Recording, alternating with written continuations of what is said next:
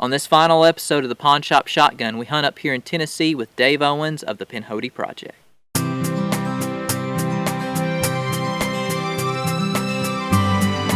Pawn Shop Shotgun, presented by the National Wild Turkey Federation and Out Here Co.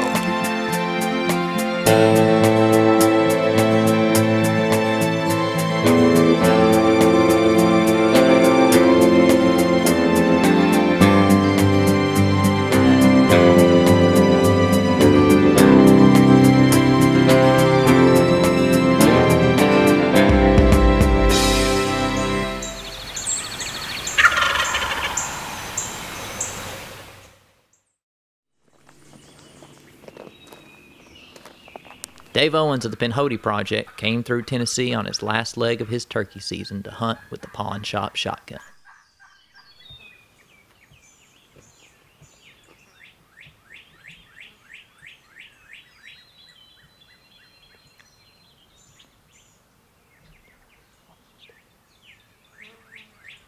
After hearing some birds on the neighbor's property across the creek, we drove to another spot. At this farm, there's what I'd call a wild peacock. I think he wholeheartedly thinks he's a turkey. He roosts with them and hangs out with them all year. He and a hen messed up our approach on a full strut tom. We decided to back out for the day and try some public ground.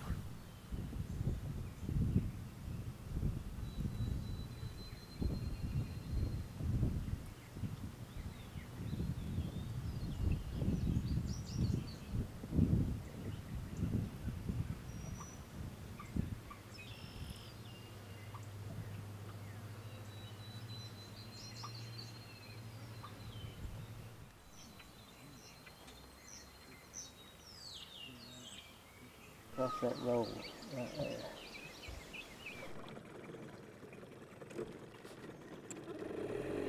We struck out on the public, and that next morning, we got right in amongst the peacock and all the turkeys.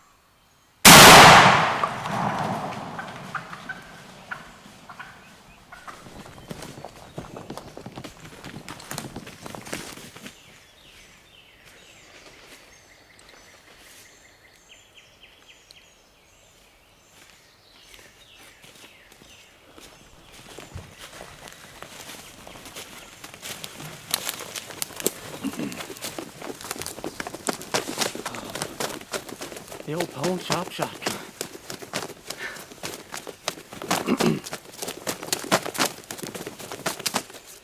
Just about couldn't get him to bring his head up. He was convinced, boy.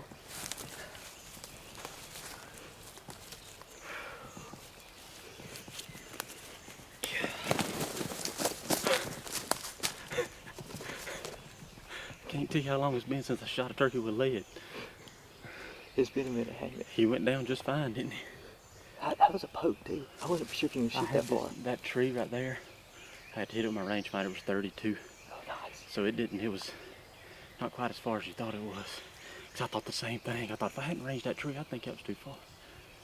And he was literally under the tree. Yeah, he was under it. That's why I was like, oh man, I wasn't for sure. And then you popped him. I was like, he rolled him. Holy crap. Look at those hooks.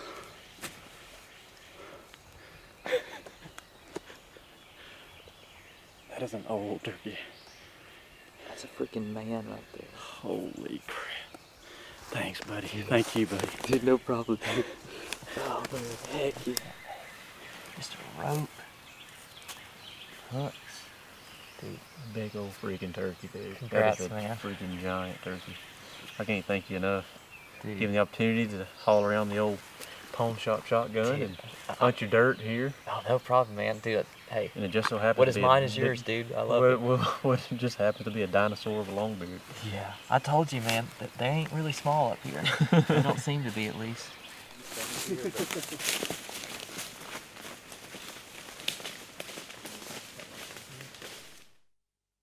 Well, we finally got it done. We did. It took us a couple days. It took us a day and a half, or Yeah. 2 days, yeah. A day and a fraction of another. Yeah. We got them figured out kind of a little bit yesterday. We did. They gave us the hint that we needed.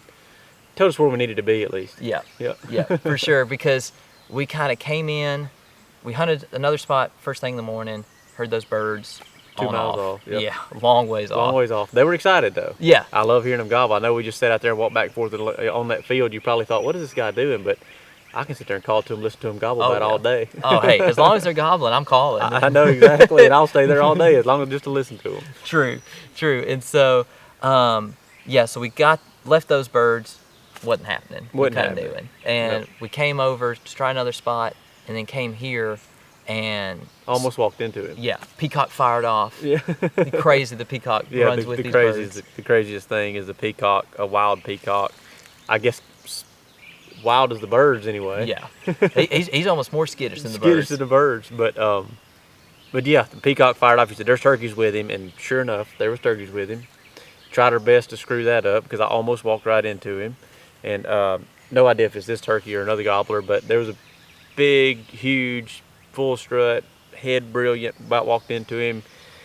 His hen got him a get out of jail free card there. Yep. Kind of foiled that opportunity between the hen and the peacock.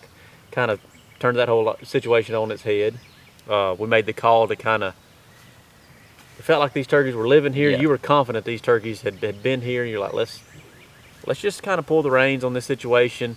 Went and spent the whole evening, kind of trying to cover a lot of ground on some public dirt and Yeah. seeing if we could put our ears on something different. True. And we always had this as a fail safe. If we didn't roost anything or get on anything on the public, we were going to come back here, and that's kind of what happened. Yep. And yeah, we came in here in the dark and got real tight to them. Real tight. Yep. And yeah, they fired off, and We slipped in here. You knew where they were going to be. I mean, I'm pretty confident if they're on this property, if we're going to kill these turkeys, I know where they're going to be roosted. And sure enough, we slipped in here. They gobbled within 100, wouldn't you say? oh yeah, Yeah. I mean that bird right there is probably 80 yards, Yeah. 90.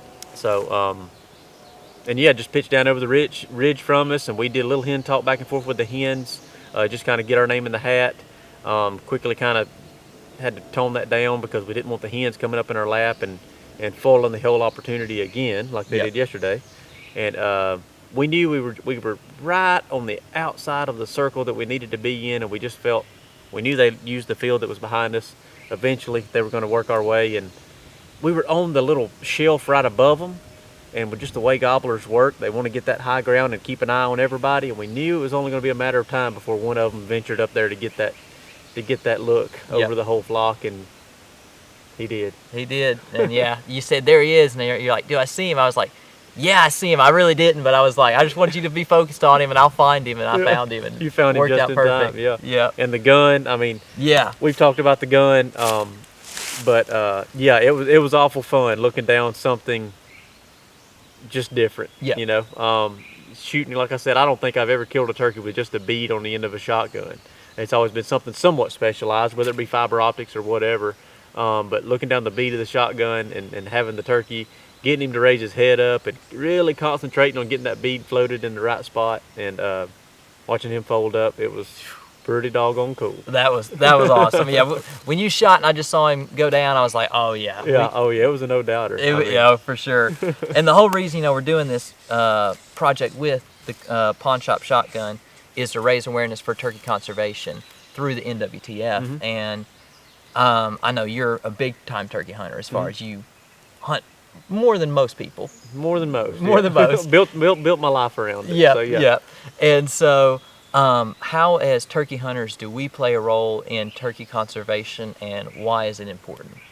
I mean, I think as a whole, it's pretty universal that everybody's more concerned about turkeys now than they were 10 years ago, for obvious reasons. And I think staying informed as a turkey hunting population, as a population of hunters, staying informed on what's going on with the resource, and realizing, I know for me, I never realized that the resource that I love to pursue as much as I do was as fragile as it is. That's kind of came to the surface over the last handful of years, and I think now as turkey hunters and as a turkey hunting population, keeping up with that, like making sure that we don't drop that ball again, because I feel like there for a certain amount of time we've kind of not ignored, but just didn't show it the concern that it needed, and now we're kind of in the position that we are. But just staying informed and being understanding, I guess, as turkey hunters, as to, we may have to change some regulations and limits and bag limits, season dates, whatever. Be understanding, but also at the same time know that I don't want the narrative to shift too far the wrong way. It's okay to hunt these birds. The only reason we love them, and the only reason NWTF exists, the only reason any of these organizations exist, is because of our desire to hunt them. And that relationship we're able to build with the bird, and that just that nostalgia that surrounds turkey hunting only exists because of the communication, because we are allowed to hunt them. So it's okay to hunt them. Yep. But we just got to make sure we're taking care of them as well. For sure. You said it perfectly there. Yeah. So I mean, I have nothing else to say. I mean, he said it perfect. So we're just turkey hunters, and we just got to make sure we keep the main thing, which is the resource. And killing them is fun, but we just want to make sure they're always here to kill, always here to hunt. Yep. So yep. Do what we want to do. Do what we want to do. I mean, the pursuit is the kill is necessary, but it's just definitely not the climax. You know, it's not the pinnacle.